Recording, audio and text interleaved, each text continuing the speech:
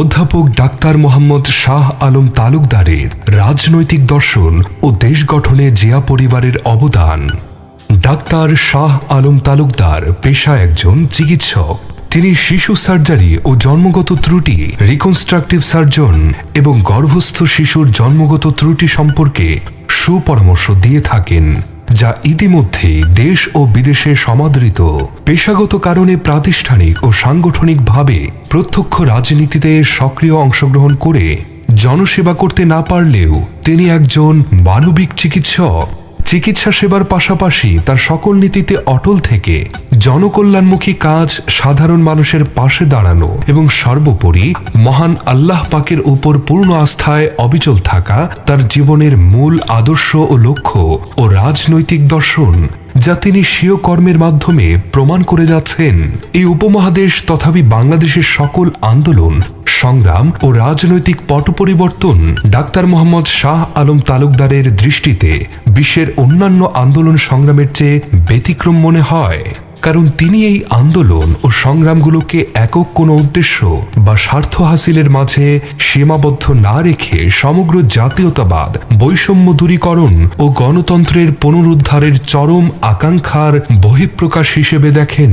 যেমন ব্রিটিশ বিরোধী পাক স্বাধীনতা, 52 ভাষা আন্দোলন, 59-এর গণ অভ্যুত্থান, 70-এর নির্বাচনে অংশগ্রহণের জনগণের রায়, 71-এর মহান স্বাধীনতা যুদ্ধ, 90-এর এরশাদ বিরোধী আন্দোলন, বিগত 17 বছরের স্বৈরাচার সরকার বিরোধী আন্দোলন এবং সর্বশেষ 2024-এ বৈষম্য বিরোধী ছাত্র জনতার আন্দোলন। এই সবগুলো আন্দোলন কি স্রেফ একক কোনো গোষ্ঠীর স্বার্থের আন্দোলন ছিল, নাকি সর্বসাধারণের চাওয়া পাওয়ার প্রতিচ্ছবি ছিল? গভীরভাবে পর্যবেক্ষণ ও পর্যালোচনা করলে এর অন্তর্নিহিত উদ্দেশ্য বোঝা সম্ভব। কিন্তু অত্যন্ত পরিতাপের বিষয় এই যে এ দেশের ক্রান্তি লগ্নে যারাই অগ্রণী ভূমিকা রেখেছেন তাদেরই দেশি বিদেশি নানান চক্রের হাতে প্রাণ দিতে হয়েছে।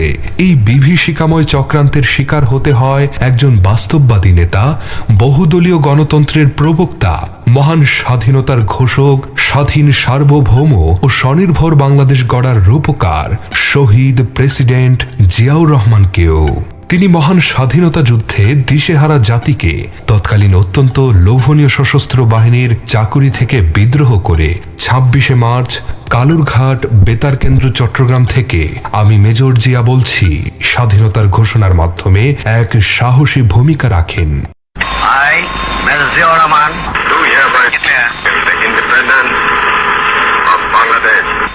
এমন একজন সশস্ত্র সেনা সদস্যের এই ঘোষণা ওই সময়ের জন্য কতটা গুরুত্বপূর্ণ ভূমিকা রেখেছে তা আমরা নিরস্ত্র সাধারণ মানুষ কজনই বা অনুধাবন করতে পারি।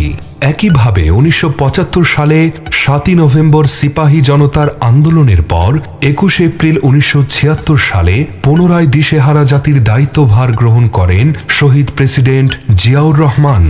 অতঃপর 1 সেপ্টেম্বর 1978 সালে একটা তলাবিহীন ঝুড়ির ন্যায় দেশকে স্বনির্ভর করার লক্ষ্যে বাংলাদেশি জাতীয়তাবাদ ও ইসলামী মূল্যবোধের বিশ্বাসকে লালন করে 19টি অভীষ্ট উপাদেয় নিয়ে গঠন করেন বাংলাদেশ জাতীয়তাবাদী দল। দেশপ্রেমিক রাজনীতিবিদ ও বিজ্ঞজনের সমন্বয়ে একটা সুন্দর স্বনির্ভর জাতি গঠনের প্রত্যয়ে একটি জনকল্যাণমুখী সরকার। কিন্তু 1981 সালের 30 মে দেশীয় ও বিদেশি চক্রের হাতে ওনাকে শাহাদত বরণ করতে হয়। পরবর্তীতে নেতাকর্মীদের গভীর অভিপ্রায়ে দলকে সুসংগঠিত করতে এবং কুক্ষিগত স্বৈরাচারের হাত থেকে দেশকে রক্ষা করার জন্য 1982 সালের 2রা জানুয়ারি শহীদ জিয়ার আদর্শে উদ্বুদ্ধ হয়ে ওনার সহধর্মিণী আপোষহীন দেশনেত্রী mother of democracy Begum Khaleda Zia Bangladesh জাতীয়তাবাদী দলের রাজনীতিতে সক্রিয়ভাবে অংশগ্রহণ করেন এবং পরবর্তীতে 1984 সালে বাংলাদেশ জাতীয়তাবাদী দলের চেয়ারপারসন হিসেবে নিযুক্ত হন, যা আজও বলবৎ রয়েছে। বিগত 17 বছর স্বৈরাচার হাসিনা সরকার দেশনেত্রী সাবেক প্রধানমন্ত্রী বেগম খালেদা জিয়ার মিথ্যা মামলায় কারাবন্দী করে রাখে। ফলশ্রুতিতে তিনি কঠিন রোগে আক্রান্ত হয়ে অতীব কষ্টে জীবনযাপন করছেন। অন্যদিকে তারুণ্যের অহংকার শহীদ জিয়ার যোগ্য উত্তরসূরি জনাব তারেক রহমানও মিথ্যা মামলার অভিযোগে দেশান্তরিত হয়ে আছেন।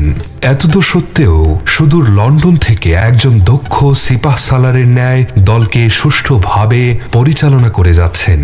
সম্প্রতি দেশের ক্রান্তি লগ্নে স্বীয় রাজনৈতিক দক্ষতা এবং সাংগঠনিক যোগ্যতা বলে বাংলাদেশ জাতীয়তাবাদী দলের ভারপ্রাপ্ত চেয়ারম্যান হিসেবে দায়িত্বভার গ্রহণ করেন জনাব তারেক রহমান এবং তিনি বৈষম্যহীন জনকল্যাণমুখী স্বনির্ভর রাষ্ট্র গড়ার লক্ষ্যে ৩১ দফার এক যুগান্তকারী ঘোষণা প্রদান করেন, যা বাস্তবায়নের জন্য দলমত নির্বিশেষে সকলকে আহ্বান জানিয়েছেন। আমাদের উচিত দেশের স্বার্থে সকল ভেদাভেদ ভুলে এই আহ্বানে একাত্মতা ঘোষণা করা এবং কাঁধে কাঁধ মিলিয়ে তা বাস্তবায়ন করা, যাতে দেশ ও জাতিকে পুনর্গঠন করা যায়। মহান আল্লাহ তাআলা আমাদের সেই শক্তি প্রদান করুন।